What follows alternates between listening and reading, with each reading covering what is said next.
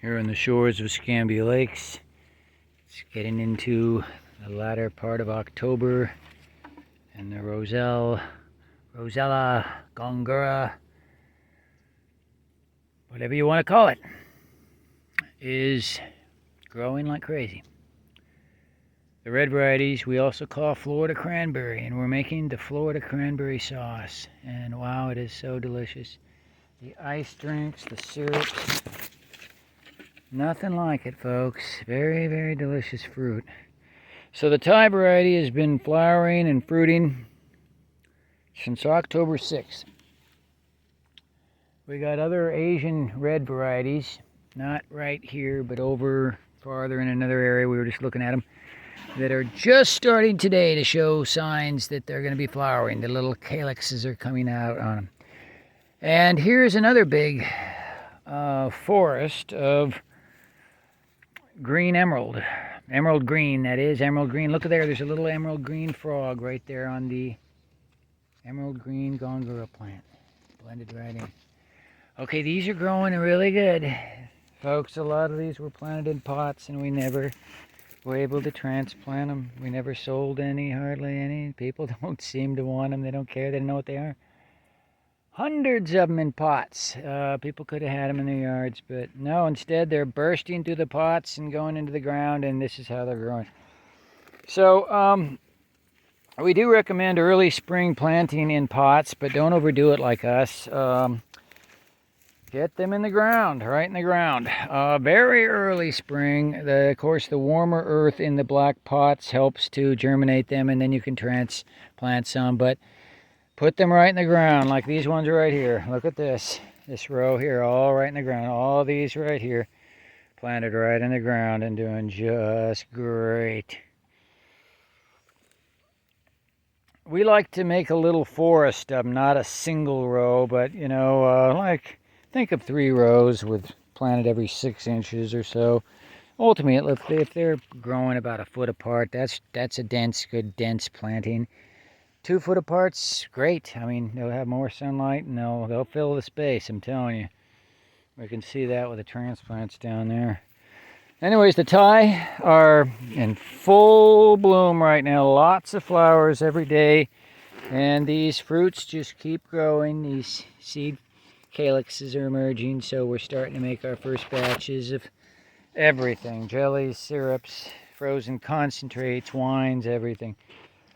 Now, this beast to the left is also a tropical hibiscus. It's also a hibiscus, but it's the acetosella, not the sabdarifa. It's the hibiscus acetosella. Just propping this one plant up that totally fell down right now. I probably could get a stake for that, but these ones were never pruned, and they definitely grow right up, and they're 8 foot tall. Some of these right now, folks. That's just one's over 8 foot right here. These ones here. So they call it maroon mellow. They're completely maroon, and these leaves don't taste as tart as the emerald green gongura or the red varieties. They're more of a solid leaf taste. They're prized for their leaves.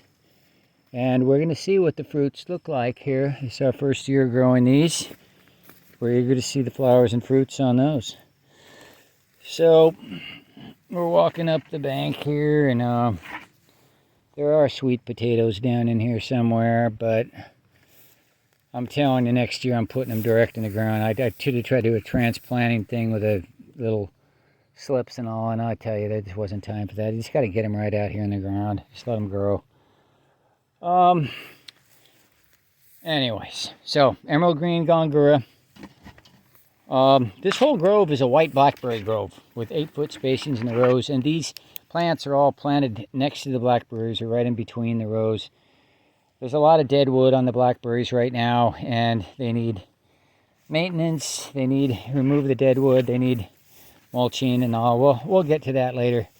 But right now we're focusing on the crop that'll be, pretty much harvested out of here with the first major frost. And then there'll be fresh We planted carrots in the rows in between the blackberries, and we'll clean up the blackberries very well. There's going to be a lot of wood for the blackberries, rotting wood, a lot of wood chips for the blackberries. That's what they need. Okay, this top row is not the Thai, but the other variety, the broader leaf variety.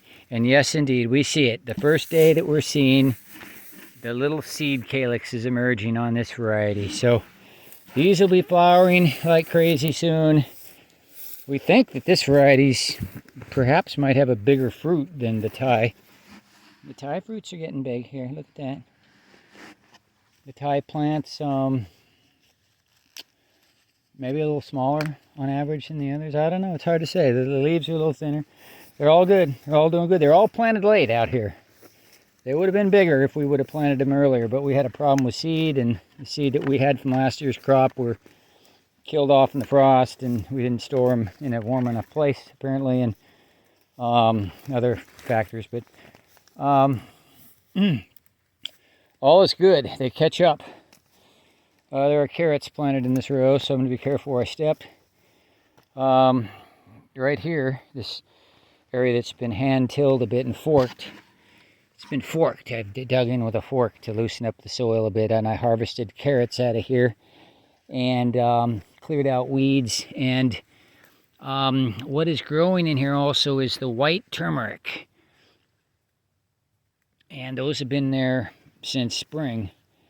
So we're looking to get a good harvest on the white turmeric also here this fall.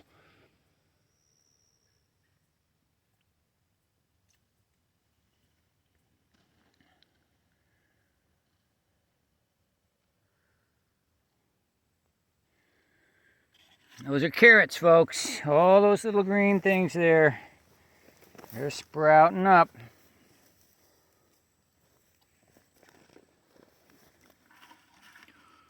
Organic carrot seed. It's the one crop that grows right through the winter for us out here and seems to be so successful in the winter.